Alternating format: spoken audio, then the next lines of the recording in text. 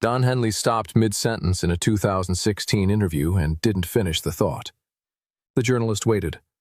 Henley looked away, and what came back wasn't a complete sentence, just an admission that he was still processing, that it hadn't even been a year, and that some things don't get easier with time. They simply become part of you. Glenn Frey had died on January 18, 2016, in New York, after complications from rheumatoid arthritis, ulcerative colitis, and pneumonia. His health had been declining since late 2015, quietly at first, and then all at once, forcing the Eagles to cancel plans that included a tribute at the Kennedy Center Honors. The end wasn't entirely a surprise, but for Henley, surprise had nothing to do with the weight of it. What followed that announcement wasn't a media spectacle. No televised tears, no rush-released tribute albums, no carefully worded statements designed to dominate a news cycle. Henley posted a message on the Eagles' official website and wrote what he felt without embellishment.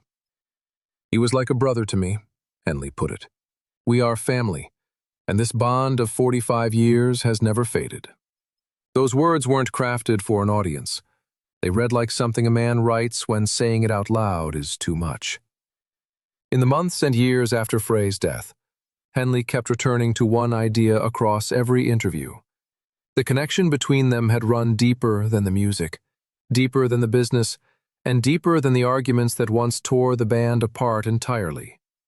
He called Frey the spark plug of the Eagles, the man who always had a plan, the one who started it all. When Henley said those things, he wasn't delivering a rehearsed tribute. He was naming something central to his own life. The grief showed up in small, precise ways on stage. When a performance required anything closely tied to Frey's presence, Henley went quiet and let the silence carry the weight. Each time Deacon Frey, Glenn's son, stepped forward to sing "Take It Easy," Henley's gaze moves toward the wings, as if part of him hadn't fully accepted that Glenn wouldn't walk back out. Deacon's presence didn't fill that space. Nothing could. But it gave Henley a living thread connecting the present to everything they had built together over 4 decades. People who had been around the band noticed changes after 2016. Henley became harder to reach publicly, appearing less at industry events, sidestepping questions about what came next for the Eagles. When asked directly whether the band still existed in its original sense, he didn't deflect or dress it up. His answer sat plainly. "No, but we still have music to keep him around." That answer reveals more about Henley's grief than any breakdown ever would. Not spectacle, not silence, but sustained performance. Every show maintained its standard. Every song connected to Frey was handled with visible care. Quality became the memorial, and the audiences understood without needing an explanation. To understand what losing Frey actually cost Henley, you have to go back to 1970, when neither of them had anything. Henley moved to Los Angeles from Texas, playing with a group called Shiloh. Frey came from Detroit, working with a band called Long Branch Pennywhistle. They met at the Troubadour, a club on Santa Monica Boulevard where careers were made and destroyed on the same stages. And something clicked between them that didn't lend itself to easy explanation. Both were signed to David Geffen's label, and when Linda Ronstadt needed a backing band for her 1971 tour, the team assembled Henley, Frey, Bernie Ledden, and Randy Meisner. A touring arrangement turned into something far larger. Henley and Frey spent those months discovering how their instincts aligned, and by the time the tour ended, forming their own band felt less like a decision and more like the only logical conclusion available to either of them. The Eagles officially formed in September 1971 on Asylum Records. Frey took guitar and lead vocals, Henley played drums and sang, and from the beginning those two operated as the gravitational center of the group. Their debut album moved quickly, with Take It Easy, co-written with Jackson Browne, and Witchy Woman establishing a sound that pulled country music and rock music into something distinctly new. Regional and universal at the same time, it became the foundation of what would come to be called the California sound, and both men had shaped it without anyone writing them a blueprint. The division between Henley and Frey wasn't negotiated in any meeting. It formed itself out of who they were. Frey drove the band outward, setting goals, managing strategy, choosing producers, and controlling how the Eagles presented themselves to the music industry and the public. Henley pulled inward, demanding emotional depth in the lyrics and holding the music to a standard that resisted easy commercial shortcuts. One man pushed, the other held the line, and the productive friction between those two opposing forces produced records that neither could have reached working alone. 1973 brought Desperado, a concept album built around the imagery of American outlaws and the Wild West that didn't match the commercial performance of their debut, but proved something more lasting. Henley and Frey could organize a project around a unified artistic vision, not just a collection of radio-ready singles. The album's title track, carried largely by Henley's voice and perspective, became one of the defining recordings of his career and pointed toward the full ambition that would arrive 3 years later. Hotel California came in 1976, the moment when both men had developed enough skill to say something larger than themselves. The album was Henley's dissection of American life, specifically the isolating and seductive nature of California culture during that era, a love letter and a warning folded into the same piece of music. Frey shaped the concept and the frame. Henley controlled the emotional temperature and the language.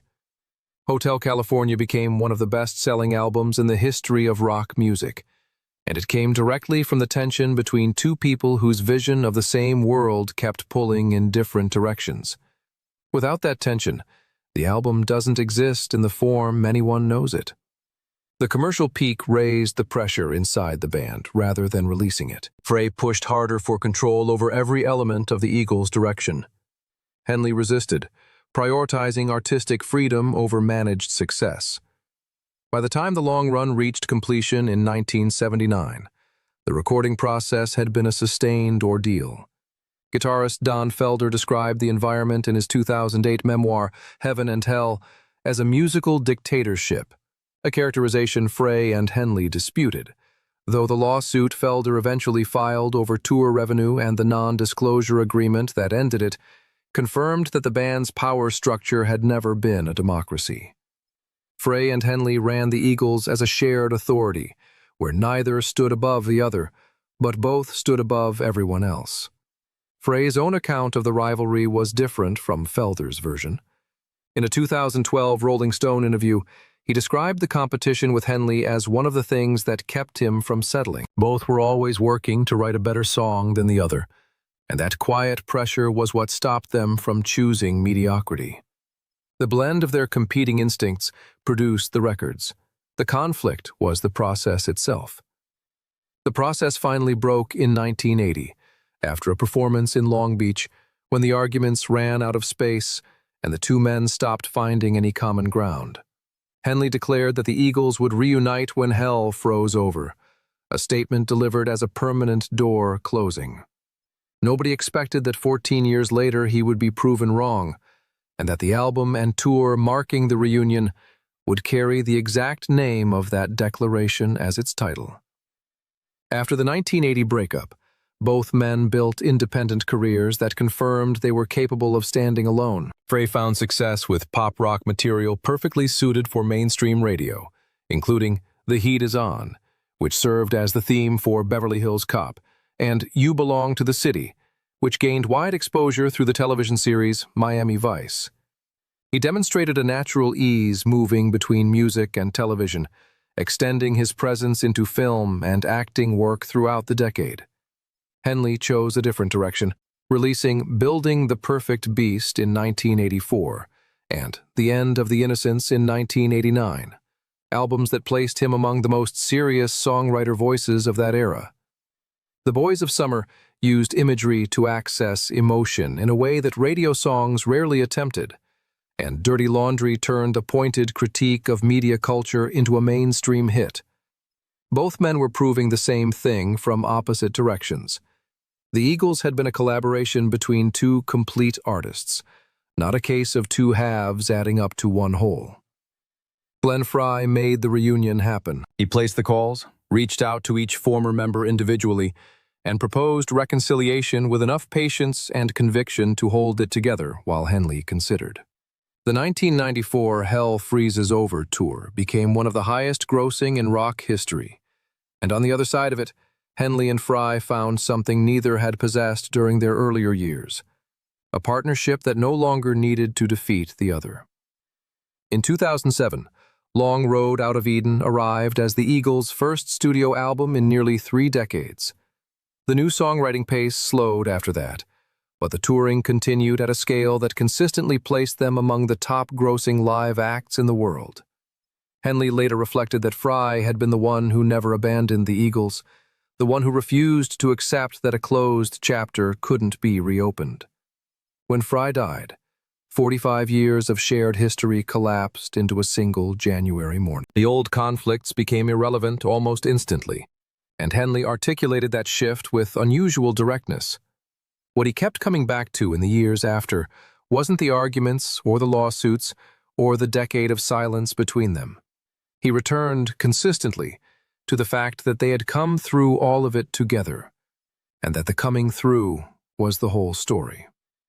In 2017, the Eagles returned to live performance, with Deacon Frey and Vince Gill stepping into the lead vocal roles. Henley's support for bringing Deacon into the band was immediate and unconditional. This wasn't a replacement decision, and Henley made the distinction clear.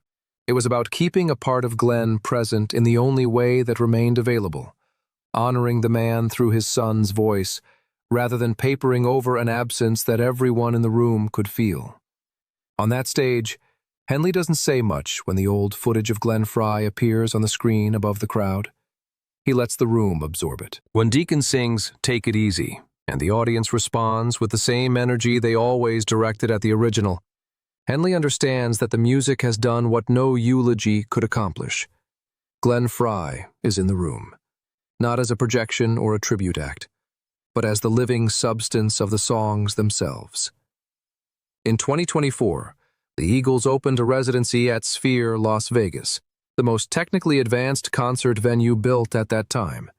Their first 8 performances generated over $42 million, a number that answered plainly any lingering question about the continued reach of their catalog. Henley, approaching 80, remains the production's central authority and the person with final say over every major decision, not out of ambition, but out of a felt responsibility to something that had long since stopped belonging only to him. By 2026, no new studio album was being planned. What the Eagles brought to each performance wasn't product development or brand maintenance. It was an ongoing act of keeping something alive that time would otherwise reduce to catalog entries and streaming counts. Henley stated it plainly. What they had already left behind was enough. The audience didn't need anything new to feel the real spirit of the Eagles. And in that spirit, Glenn Frey remains present without needing to be introduced or explained. When Don Henley talks about what he remembers most about Glenn Frey, he doesn't reach for a landmark session or a famous night on tour. He goes somewhere quieter than that. He remembers the voice in the studio, the way Frey would keep working over a single word or a single note long after most people would have accepted what was already good enough. Frey wasn't perfect, Henley has said, but he worked as if the music was the last thing he would ever leave behind. And in the end, for both of them, that is exactly what it turned out to be.